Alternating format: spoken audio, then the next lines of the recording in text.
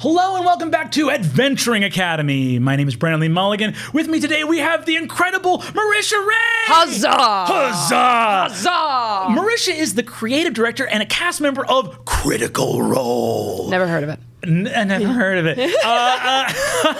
Marisha, oh my God, we're so excited to have you on the show today. I'm so excited to be here. Thanks for having me. Of course. Yeah. Marisha, we've already been talking before the show jumped in and got started, but I wanted to talk a little bit. This is our all things TTRPG podcast we do here at CollegeHumor. Hell yeah. And I wanted to talk because Matt Mercer, you may have heard of him, was just in a sort of one-shot adventure we're doing, and you ran some wildly popular, extremely fun, insane one-shots for the Critical Role channel, which were the Honey Heist adventures. Yeah. So fun and insane, and I love them. Thank you. Talk to me a little bit about the impetus of like running that game, running a non-D&D thing on this channel that was devoted to this long-running D&D game, and kind of what drew you to that, and also the creative choices that you made embarking on this fun game master journey. Yeah. Oh, man. The great thing about Honey Heist and like the way that I kind of tried to approach it is that it's a cartoon.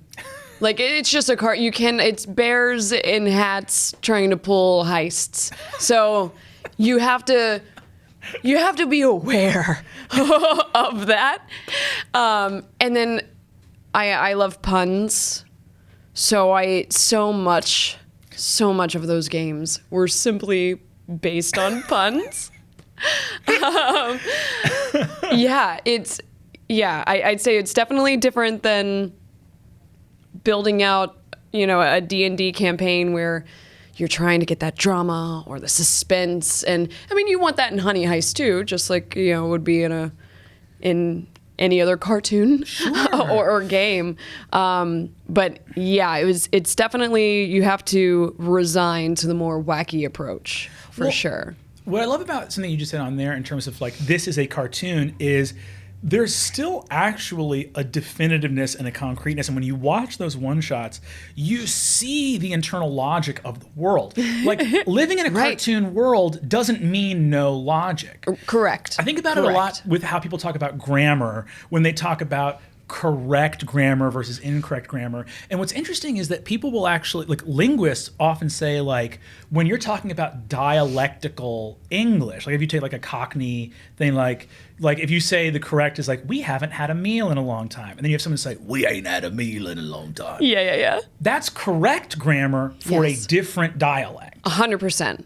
And when you're running Honey Heist, you see like, oh, are the laws of physics or the laws of consequence somewhat changed? Maybe they're different from normal Critical Role or a normal D&D game, but they are internally consistent. Yes, absolutely. Context is everything, right? So yeah, and you still have those rules and the kind of established things, but the rules are that you're a talking bear. So you set certain boundaries, but especially in something with that game, I mean, they're there to be broken. But yeah, 100%. I agree with what you said. There's still logic. There's still logic, right? Roadrunner can fly across the cliffs because he believes in himself.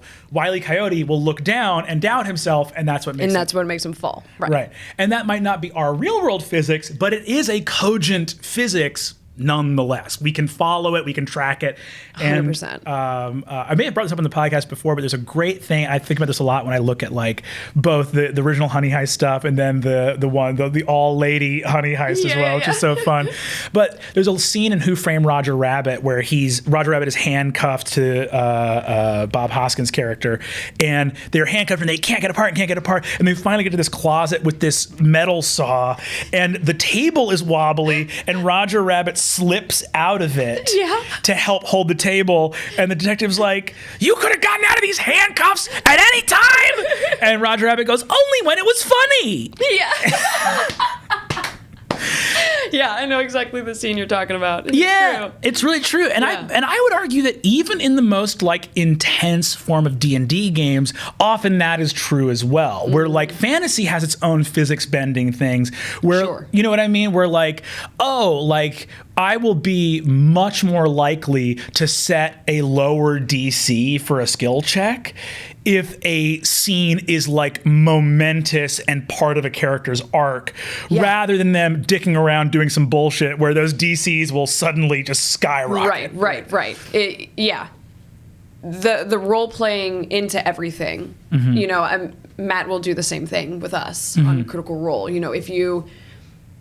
He does take into account, if you're trying to talk to an NPC and you're trying to persuade them or you're trying to do something, and if you're just like, yes, I persuade them, then like how? What are you doing? How do you do that?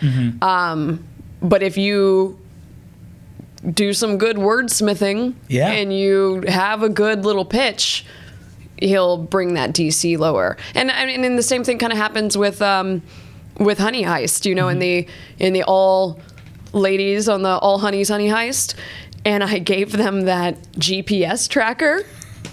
If you remember that like weird fakey, glow bear positioning system, puns. See, everything's fun, and it was just supposed to be just a silly prop that helps them track things.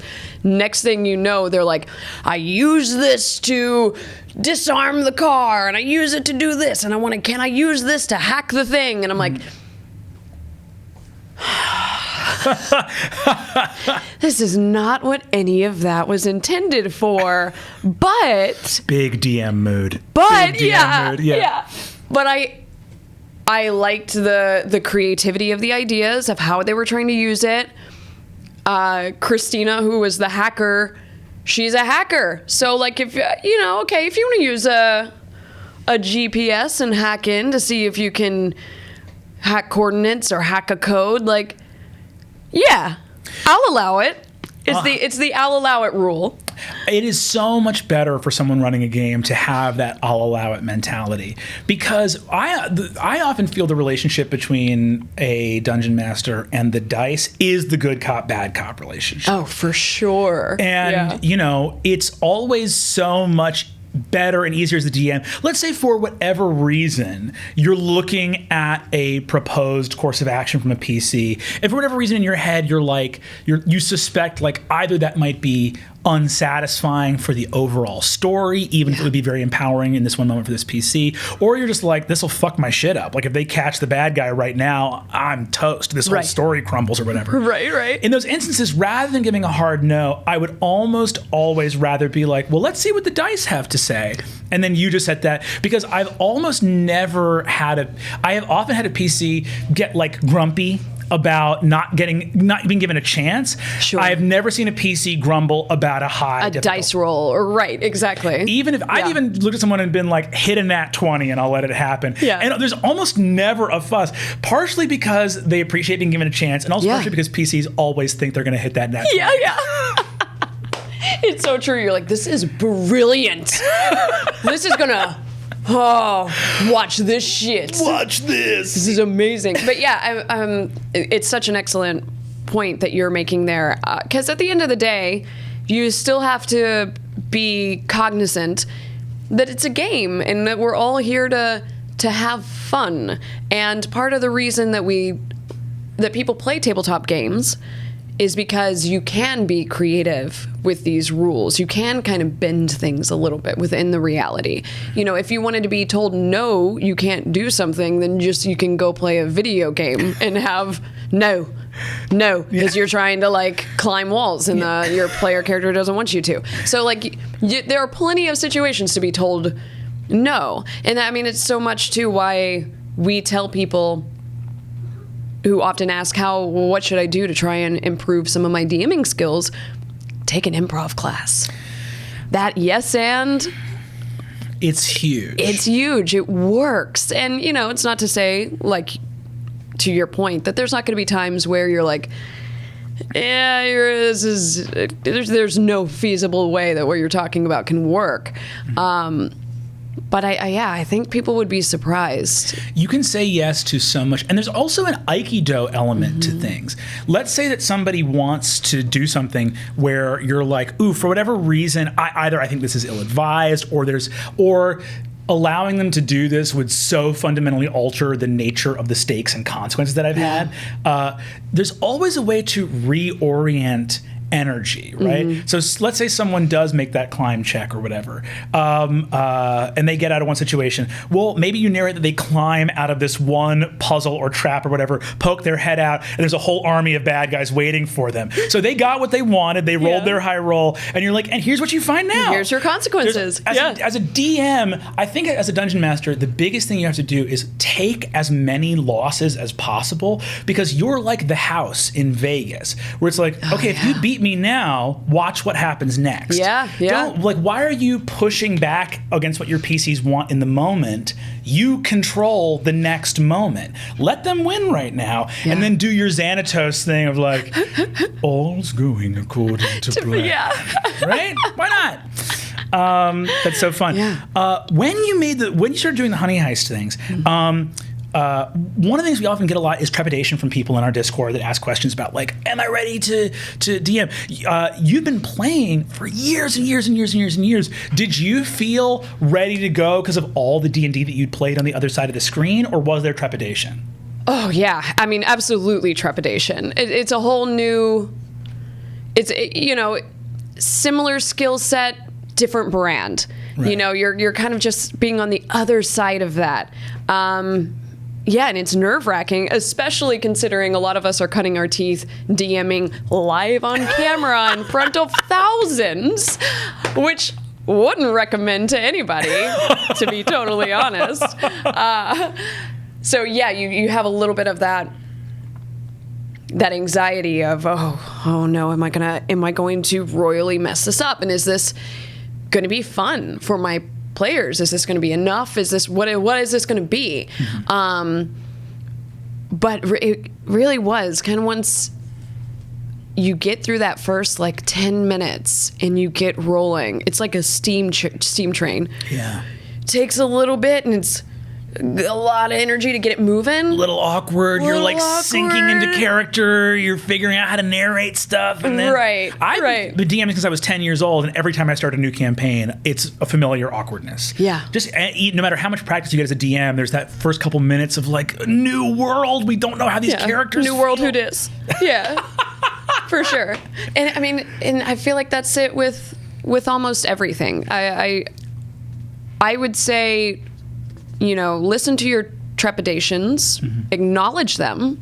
It's okay to have them, but it's very much in the same breed of trepidation that you would have getting started in anything. I mean, it's first date awkward, It doesn't mean that after the first 10 minutes, or when nothing's worse than trying to figure out how you're going to start an improv show or a stand-up routine. You're like, okay, how now? And it starts. So there's always that moment of, and it's a thing now. You just got to keep pushing through it. You got to push through it. You just got to keep pushing through. I absolutely agree. Was there any part of being a GM that was something that either, whether you anticipated it or not, what struck you moving from player to GM as being the most different in terms of your mind state, your emotional state when you're doing one versus the other? Because I certainly feel even though we're all playing the same game, one side or the other of that screen is so different in terms of what it feels like to play. Yeah, absolutely. I think the thing that that DMs will always tell you is, you'll plan, and you think you have an idea on how it's going to go down, and then your players will throw something out of left field immediately, and it all goes out the window. And I had heard that, and I was talking with Matt, and I was having him kind of give me pointers as I was getting set up. Couldn't really show him my story, though, because he was a part of that first one. Yeah. And he was just just be prepared for them to do something that you are not anticipating. 10 minutes into the game, get to the outside, and I was like, okay, I'm really planning on this being an infiltration stealth type mission of the bears breaking in and doing this. 10 minutes in, Liam and Sam start pelting the town guards with their poo. They start throwing feces at the guards. And then I very quickly, I had to be like, this entire game that I more or less planned out to be a stealth infiltration mission is completely out the window, because I knew, like, there's no way that you're going to have a pack of bears roll up to a town, start attacking the guards and throwing them with shit, and not have the entire town on high alert. Once again, you're still kind of going what we were talking about before. Like, yes, it's a cartoon, but there's still logic. Yeah. I still had to justify that okay, and then you just kind of adjust from there. And to me, what's so interesting is I honestly feel that a dungeon master and a player are almost playing. You could almost say they're playing two different games, and the reason for that is. And I say this as someone who is much the reverse of I've mostly DM'd and rarely played, and relish the opportunities when I get to play. And sometimes people will say like when you're being a player character, it's like imagination. And I always go like, no, don't make me imagine anything. I do that enough. Please let me just immerse. Be. I just want to be. And to me, I think actually the words I would use are imagination and immersion. Being a DM is imagination, because I don't have a stake in anything as the DM other than my friends having a good time. So I'm the weather, I'm this castle, I'm a villain, I'm an ally, just moving around, moving the story forward. And that feels like imagination, because it's all whoosh, I'm just wherever I need to be. Yeah. When I'm a player character, sometimes I will have people that'll be like, oh, as a player character, I think being a player character requires tremendous creativity, but it's similar to being an actor where the creativity is internal. I'm not really imagining, I'm deeply immersing and getting lost in this character. Absolutely. And then at a certain point, just making the decisions that they would make. Right. And you have had this amazing experience of first of all, the holy grail of a regular weekly game. Yes. Which is honestly just, forget about the live streaming aspect, just a regular game is a dream come true. I mean, part of the reason part of the reason we even ended up doing the show is because we didn't anticipate anybody watching 4 hours of people playing D&D every week. We're like, it's gonna fail. This is gonna be a failure. But part of the excuse of doing it was, but we'll get to meet weekly and we have to call it work. Okay. So that was such a huge boon for even doing the show. Yeah. It's really incredible. And I think what's been amazing is not only, we get as many questions about playing as we do about running these games.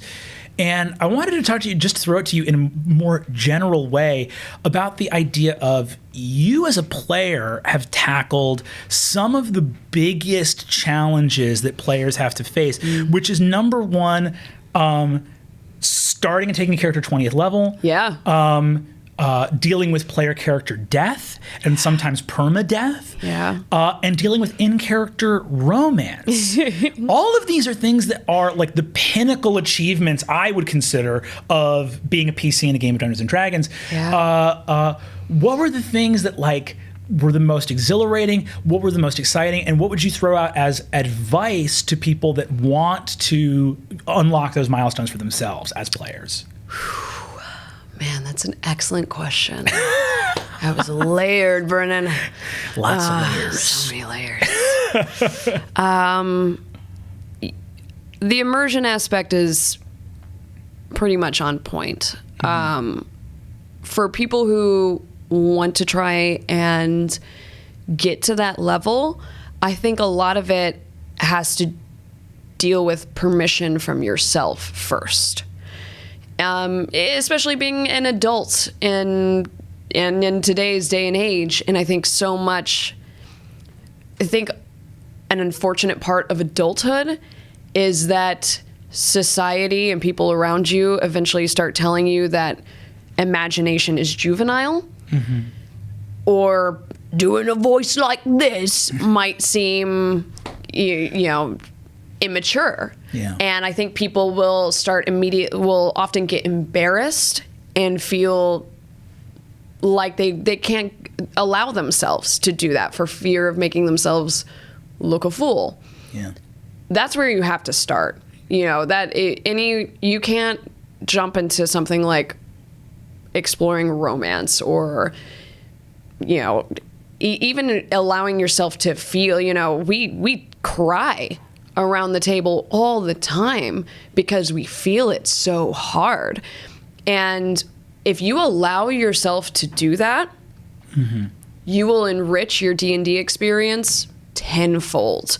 Just give yourself permission, and you're at a table with people who will go with you on that and allow you that because they wouldn't have showed up otherwise. Yes. You already have permission just by sitting down and agreeing with these people, yeah, let's play D&D.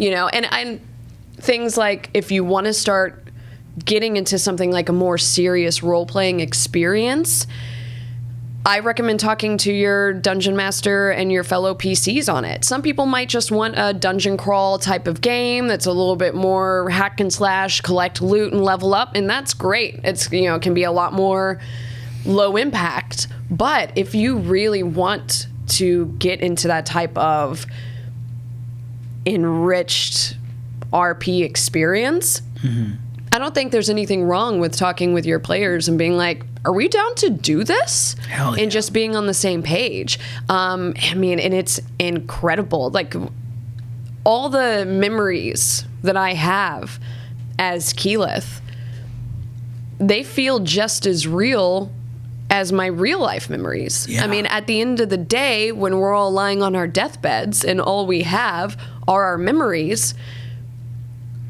you can't tell me that the experience that I have fighting Kavarn with my comrades in the Underdark and remembering those killing blows and transforming into an earth elemental and jumping off a flying carpet, I remember that stuff just as vividly, and I can see it, if not more vividly, than some of my real life experiences. Not to get all science dork about it, but the center of your brain that processes like ocular visual input is the same center of your brain that is where your imagination conjures images. It's not two different areas. Like, what you see from the world is being processed in the exact same center that processes the things that you imagine. Your mind's eye and your eye are the same damn place. Similar science-y thing. You store memories. They've done tests to see if you remember fiction in a different way, like movies or something, than your real life ones, but they're also still stored in the same place. Same. It's all the same. It's all the same. It's so fucking cool. We're going to go way into the past now to talk about, because you're talking about there's that element of overcoming awkwardness, but then at a certain point, like if you arrive at that consensus with your DM and your players, like, hey, we're interested in a story-based RP heavy thing where we really allow ourselves to feel what these characters are feeling. Do you remember what it was, what the process was like breaking into that level of attachment to Keyleth? And did you have to revisit that at all with Beau in the second campaign? Oh, sure. Well, our home game when we were playing, just kind of casually, it was casual. It was just like every other DM, Dungeons and Dragons game that you probably have at home. We would laugh, we would make inappropriate jokes, and it was all kind of a little bit more slapsticky. And then we had a moment in our home game when Ashley Johnson's character Pike died from a glabrezu. It was bisected in half. And it felt like everything changed. Our perception and our reality of what our game was, because we all were in tears. Laura was I'll never forget her being on the fetal position on the floor, and she was just lying like this, and Matt looks over to the table and he goes, Laura, you're next. Vex is up next. And she looks up from the ground and she goes, I don't know what to do. And we're all like crying. And then I think that was when we realized, we feel something for these characters. Yeah. And I don't think we had fully had the realization. That's awesome. So until it that snuck moment. up on you. It kind of snuck up on us. Like when you stop and you all look around and you're like, we're crying over imaginary people that do not exist. And I think that's when we started realizing how important it was. And then when we switched to the stream and made it weekly, and then doing on the show, honestly, one of the best things that the show gave us was it forced us to have to focus. Yeah. Because when we would do our games, normally they would be maybe bi-monthly, and we would block out a Sunday or a Saturday and play for 8 hours. And those days were incredible, don't get me wrong, but that allowed a lot of room to, this person's going, I'm going to go veer off in the kitchen, get some snacks, and then side conversations might happen. And, it happens, and that's fine. We were also socializing, so you would lose stuff from time to time. Yeah. But forcing us to put the phones away, allowing us to fully be immersed, that really started cementing who these people were even more, and we weren't waiting 2 months to visit them again. Yeah. So that was really when Keyleth started becoming this person in my head, and it felt like my imaginary best friend that I knew just as deeply in some ways, but was also still learning who she was. So that was kind of a journey. When we switched to Beau, when we switched to the new campaign, we did a few session zeros at home to kind of start learning who these characters were. Because you can have an idea in your head, but then you sit at the table, and as I always like to say, let's see what comes out. Yeah. Because sometimes you might think a character is going to be one thing, and then you get in there and you start playing them, and you're like, oh, they're this. So, once again, there's still a little bit of that learning curve.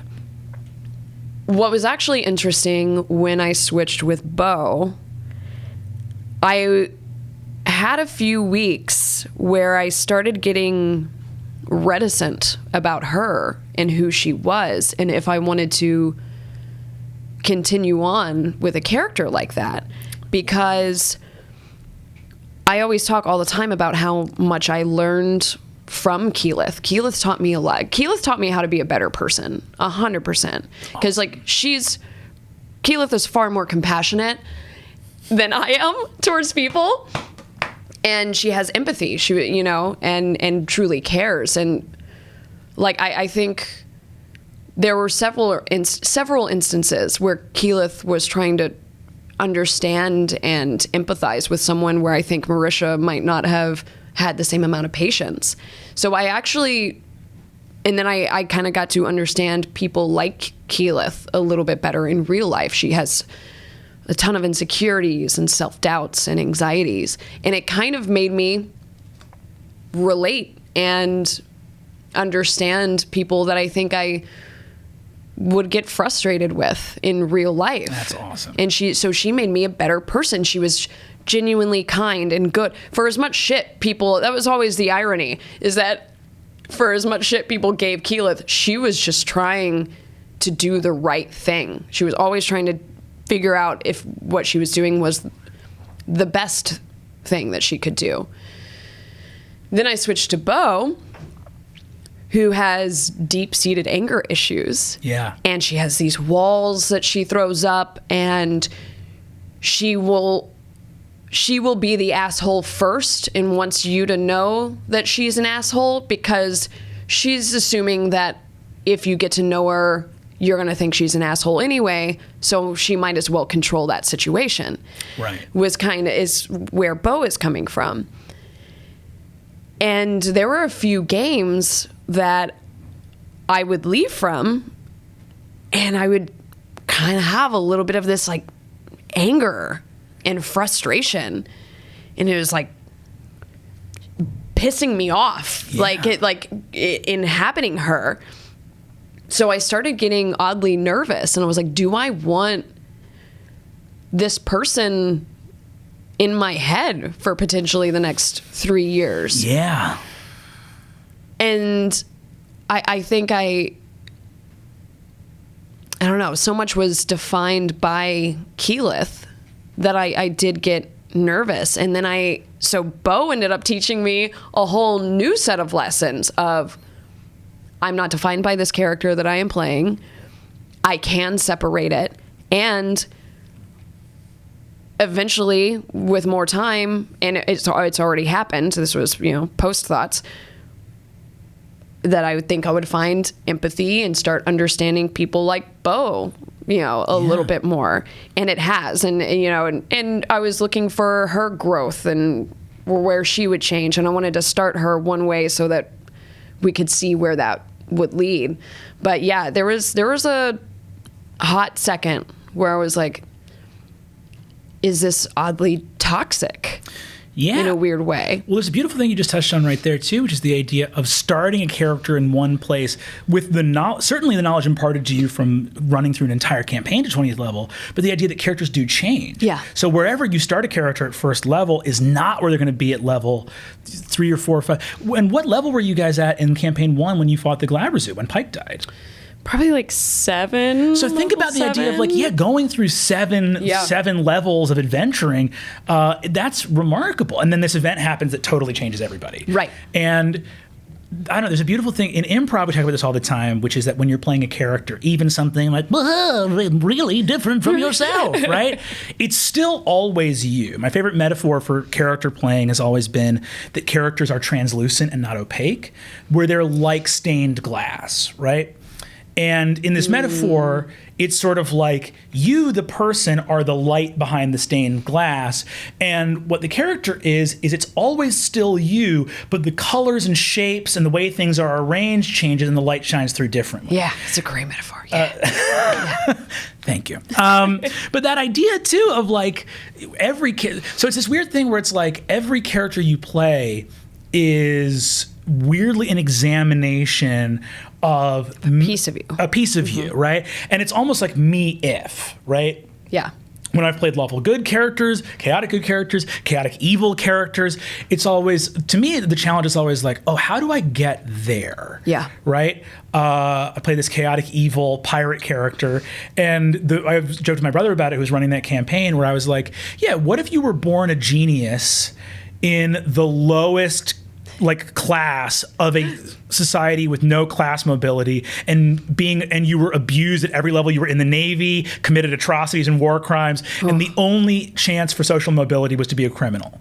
And it's like, oh, okay, looking at these ways of like, okay, I'm taking me and I'm adding this voice and I'm adding this physicality. Let's bring down compassion by 40%. Right. Let's bring up impulsivity by 75. And you're just kind of messing with these dials until suddenly you get a character. But what people don't realize is, like, even in D&D, the reactions are always genuine. They're just filtered through this stained glass. Right.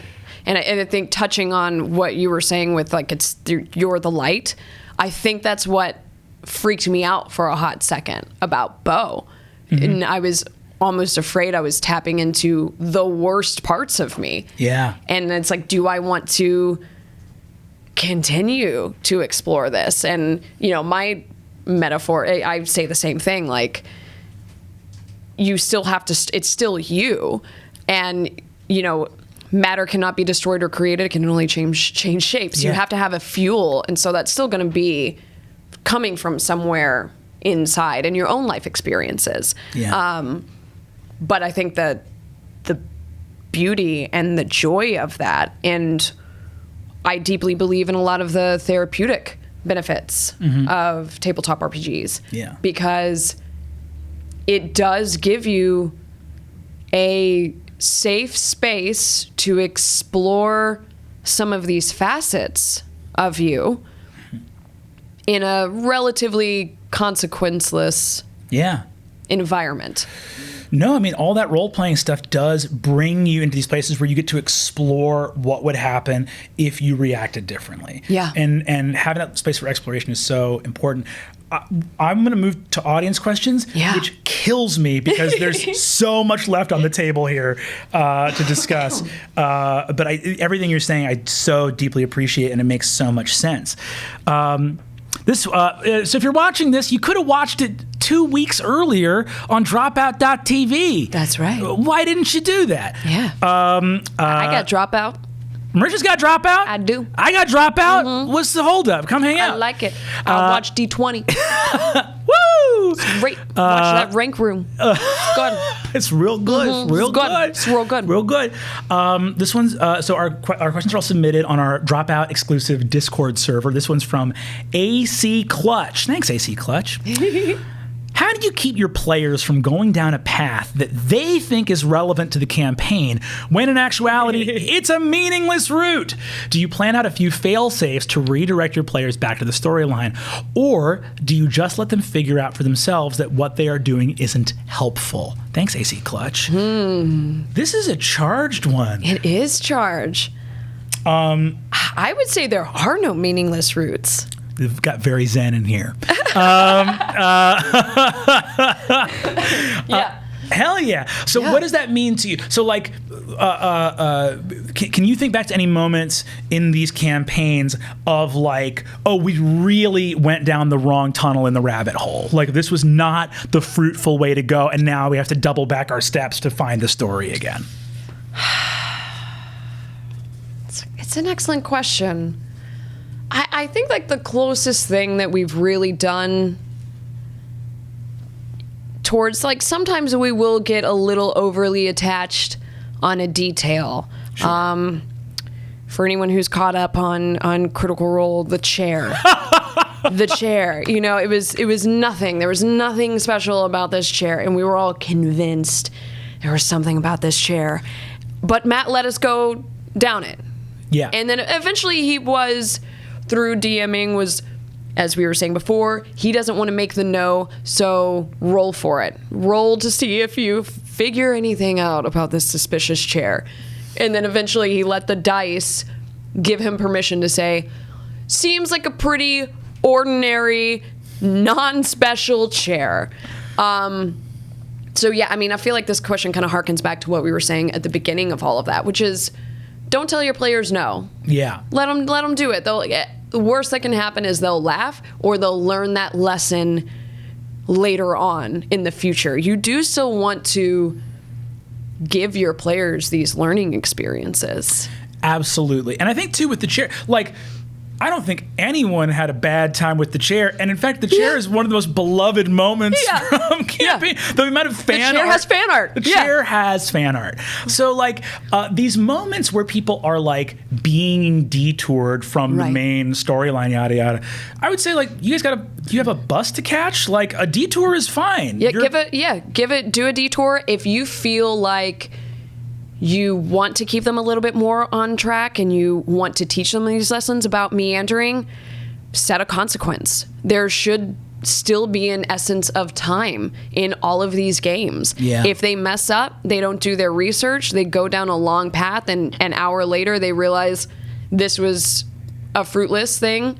Maybe the bad guy that they were chasing is in another city now. He managed to get in that teleportation circle and he's gone. And then your players will realize, okay, maybe we should have researched this better. Maybe we should have explored other options before we committed to this one. But I think you do still have to allow it, and you have to let them learn from themselves. Absolutely. And I would say too that a good rule of thumb, and you know, at least once or twice per episode, we try to get like a real nuts and bolts like tip for people running games. So here's my nuts and bolts ones for this episode. To the best of your ability, never have uninteresting consequences. Right? If they've invested 100%. A lot of time and energy into something, try to make that result in something. Now, let's say that the judgment I would make is this. If the PCs have gone down the wrong fork, right, you as a DM owe it to them to run back in your head and say, is this actually my players fucking up? Did I make clues really explicit and they have missed something, or there's some mistake that was made that really means they made the wrong choice? Right. Because if they did and they take the wrong route and then you punish them with like, oops, you went the wrong way, and the villain... And there's nothing, or yeah. And then the villain got something...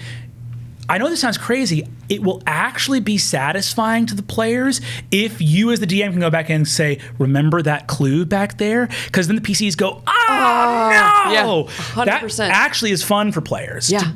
What isn't fun is you're like, no, you picked wrong. There was no clue that you could have picked the other one, but you did it a coin flip and you picked wrong. Well, why did you build this tunnel in the first place? Right, exactly. Why is it here then? So I think the idea is, weirdly, because it sounds very judgmental, but if you can go like, no, there's something I'll be able to point to that the players missed, that they'll kick themselves over, punish them. If you know that they won't be able to kick themselves and they're just going to go like, all right, I guess we were fucked because we didn't know. Because we just wasted time? Yeah, I just wasted time. In that case, I would say don't punish them. And in fact, the other thing I would say is, a lot of times that they make the wrong call, go down a different fork in the road, consider very carefully, could the clue be down that fork? Could it? Or let's say it's totally inconsequential. Could you add some other detail? Like, let's say they go down the wrong fork. Okay, yes, that's the wrong fork. Is there a secret trap door at the end of that fork that if they find leads back to the right fork? Totally. Because I think the thing you don't want is you get to the end of the wrong path, whatever that path is, either a literal path or just a narrative path. Right. You never want to get to that, and then they go like, okay, let's walk all the way back to where we fucked up. Yes. And take the left where we took the right. Yes. Try to avoid that where you can, I think. Either through secret opportunity, there's a trap door in the wrong path that you took, or by punishing them with you missed something. Right. I think anywhere in the middle of those two extremes can be a little bit of a womp womp. For sure. And you're the DM. You still have control. It's your world. We're just walking through it. You know, if, like you said, if they miss an NPC, if they miss a clue, we don't know if you're gonna move it somewhere else. Like the information's they don't know. It's not gonna hurt them none if you move it. You see that same barkeep you saw in the other town. He's opened a new bar here. He's working a double shift.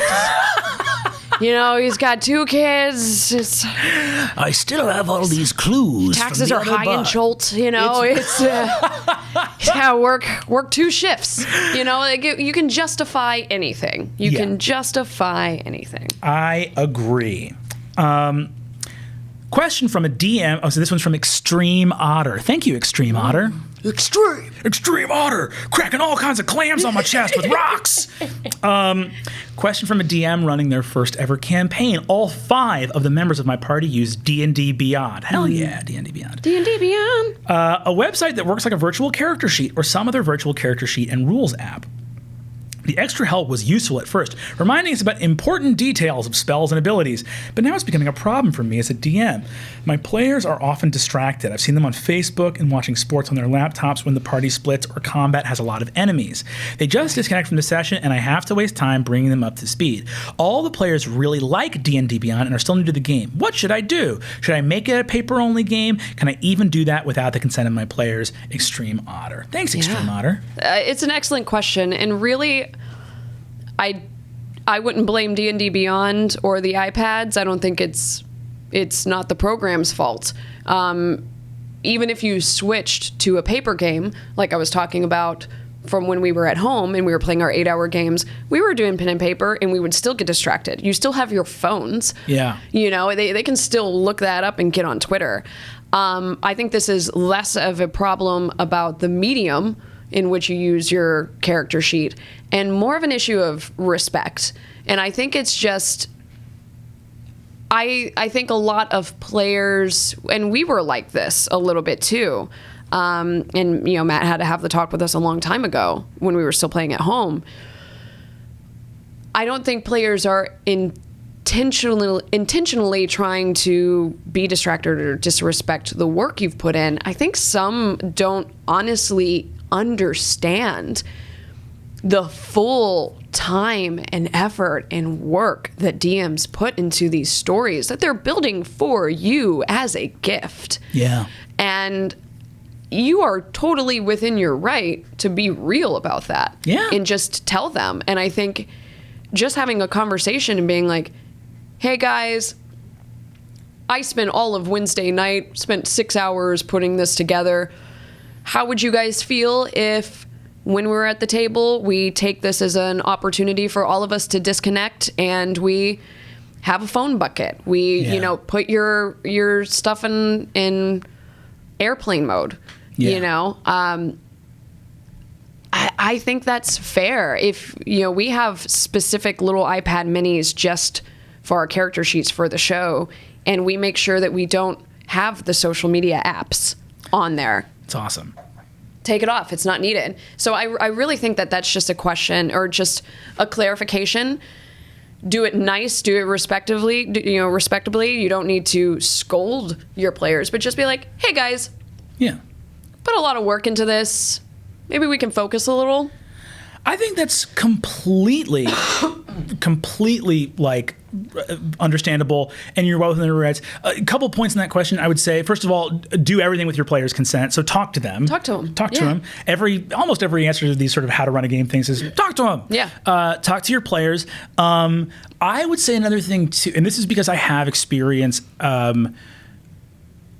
I will trust that this person has seen these apps negatively impact play at the table. But I do want to raise one little asterisk-y concern, which is that the presence of these apps does not necessarily mean anything by itself. If you are seeing it sap and drain concentration and focus, that's one thing. But I worked a long time ago at a LARP camp where we did an event for a group of awesome participants that were on the autism spectrum. One of the participants, we would have long like world background lectures where it'd be one staff member talking about Gal Gadot and the realms of Gal Gadot. And this great participant, whenever we were sitting for more than 2 or 3 minutes, he would get up and walk around and do what's called stimming, right? He would just shake his hands, and he couldn't look right at whoever was talking. And the average speaker is going to look at that and be like, oh, this is disrespectful, I'm not being listened to. No, this participant was fully listening. The physical stimulation of walking and looking at different parts of the room and shaking his hands was part of how he was allowing himself to even be able to focus. Sure. So there's a thing of checking in with your players about like, don't assume X, Y, or Z is going to help your players focus. I have one player in my long-running game where if I don't let this dude surf the web, he will just leave. He will just, like, that's actually helping him stay in the room. Yeah. I know that might seem a little bit like, I think it's a hard call to make. So the only thing I would say here is use your best judgment. The presence of fidget cubes and spinners, the presence of doodling, like ask yourself why you would let a player doodle but wouldn't let a player check Facebook really quick, right? So I would say be aware that people have different bandwidths of attention and focus, and it's based on what makes them the most comfortable. So accommodate that.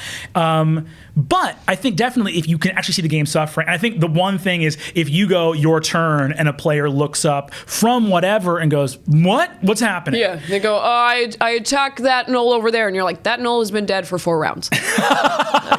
Right. Like, I think that the proof is in the pudding, where regardless of like how we all manage our attention, if a player is obviously not paying attention, and you can tell because you have to recap the entire battle every time a round opens up, and it's further slowing down battle, that is something that you should, I think, address, and then you can say what's sapping our focus and attention at the game. Sure. How do we rededicate to each other? The last thing I'll say here too is if you are a DM and find that people are losing focus and attention, if they're losing focus and attention in your role-playing scenes, and I'm not saying this to, I guess, victim blame DMs, but I would say if your players are losing a lot of focus, have a talk with them about refocusing, but then also meet them halfway by making sure that your role-playing encounters have twists or have engaging characters. And I would say make more of your combats deadly. That'll wake them up. That's a good. Ooh, that is an excellent tip, actually. Yeah. People lose focus in battles that don't have a risk of death. People will look up from their fucking phones if someone starts making death saves, and that's a fact. Yeah, and it really is that engagement factor. There might be little things like we use music on the show, but that was constant even at the home games. Matt always had a playlist. There's nothing, you might be surprised how much setting the mood a little bit might kick up that immersion a little bit more. When we were playing at our home games, we would play music. I would light some incense, light some candles. They're like, sometimes that little stuff can actually push it over the edge. It really, really can. All those little things help. They create a feeling of intentionality. Yes, it's an event. It's an event. We're all here together in this moment. I think that's so critical. That's so awesome. Yeah. This hour has gone. Truly flew by. My God. Well, we have so much more to talk about. So much more to talk about. Well, we'll have to do it again sometime. Yeah, anytime. My guest today has been Marisha Ray. Marisha, thank you so much for coming. Thank you so much, Brennan. Huzzah. Huzzah. This has been Adventuring Academy. We'll catch you guys next time. Hey gang, Brennan here. If you dig college humor and want to support what we do, sign up for Dropouts. For the cost of a very big dumpling per month, you'll get videos like this a whole week sooner, to chat with us live in the Dropout Discord, and exclusive content such as Dimension 20. There are no stupid questions. Are you my freaking dad? So sign up for your free trial today. Or don't. Do what you think is right. I'm not trying to tell you how to live your life. I don't even know you. That would be crazy. It was wrong of me to tell you what to do. I'm sorry, and that's on me. I'm ruining the CTA?